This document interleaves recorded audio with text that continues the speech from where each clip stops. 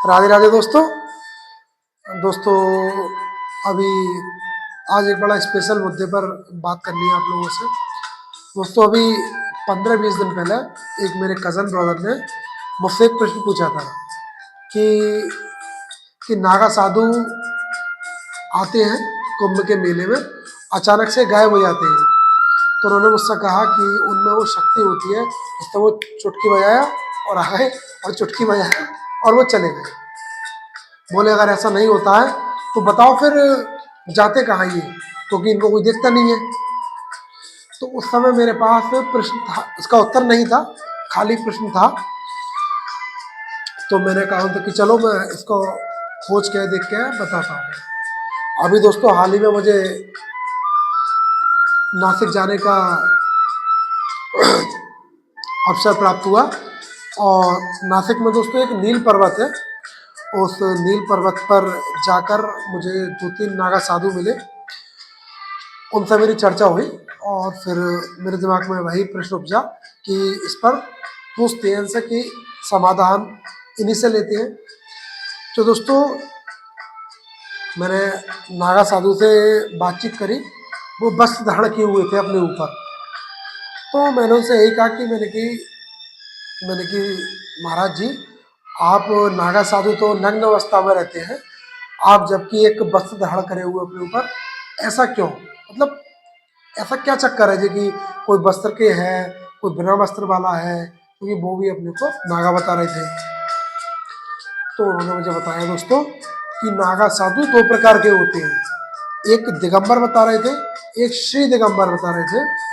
बोले दिगंबर हम हैं, जो कोई एक वस्त्र धारण कर लेते हैं या लंगोट वगैरह पहन लेते हैं, हल्के फुल्के वस्त्र एक दो वस्त्र धारण कर लेते हैं, वो दिगंबर है।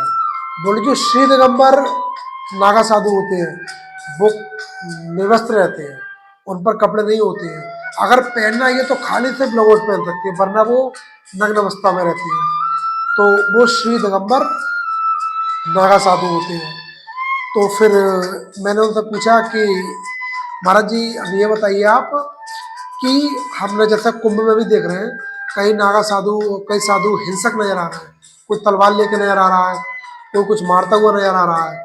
मैंने कि ऐसा क्यों है? मतलब कि जो वैराग्य प्राप्त करने की स्थिति में वो तो बड़ा सामान्य हो जाना चाहिए, बड़ा सॉफ्ट और हो जाना चाहिए, लेकिन हिंसक क्यों? तो उन्होंने मुझे बताया कि एक नागा साधु होते हैं खूनी नागा साधु, एक प्रकार है खूनी नागा साधु। बोले जो खूनी नागा साधु हैं वो उज्जैन से दीक्षा प्राप्त करते हैं, और उज्जैन से दीक्षा लेने के बाद वो उनका स्वभाव काफ़ी उग्र हो जाता है, हिंसक हो जाता है। तो वो उज्जैन से दीक्षा लेने वाले नागा साधु होते हैं, उनको हम खूनी नागा साधु कहते हैं। जो हमें इस समय इलाहाबाद में प्रयागराज में दिख रहा है, वो उन्हीं नागा साधुओं का एक प्रकार है, जो हिंसक कभी कभी हमें नजर आती है। बाकी और भी है, तो बर्फीले नागा साधु भी होते हैं, कई सारे प्रकार हैं। मेन दो ही है, दिगंबर और श्री दिगंबर, वस्त्र के आधार पर। दूसरा फिर सबसे महत्वपूर्ण प्रश्न था, मैंने उनसे वो पूछा, मैंने कहा महाराज जी आप मुझे ये बताइए कि आप जाते कहाँ हो? मान लो आप कुंभ में आ गए, कहीं से आते होगे, और उसके बाद आप कहीं दिखते ही नहीं हो, आप चले कहाँ जाते हो? ये प्रश्न कौन रहा था बार बार दिमाग में मेरे, क्योंकि कजन ब्रदर ने मुझसे यही क्वेश्चन पूछा था। तो उन्होंने बताया आपको हम पहली बात तो बस ट्रेन इन सब में मिलेंगे नहीं। क्यों? क्योंकि हम पैदल ही यात्रा करते हैं, हम किसी वाहन विशेष से यात्रा नहीं करते हैं, तो आपको किसी वाहन में दिखेंगे नहीं। दूसरी बात, रहने कहाँ रहते हैं? तो कह रहे थे कोई ऐसा नहीं है कि चुटकी में जाके गायब हो गए या आकाश में रह रहे हैं, पाताल में रह रहे हैं, तो कुछ नहीं है।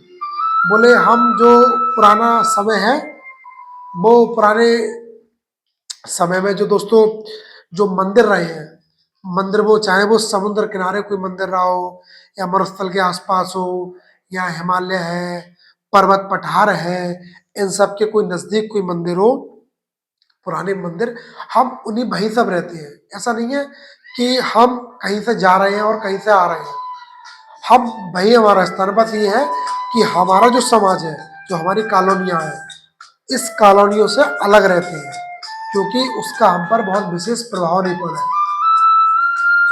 तो इसका आंसर फिर मुझे ये मिल पाया कि ये लोग कहीं ऐसा नहीं है चुटकी बजा के गायब हो जाते हैं, कहीं नहीं है।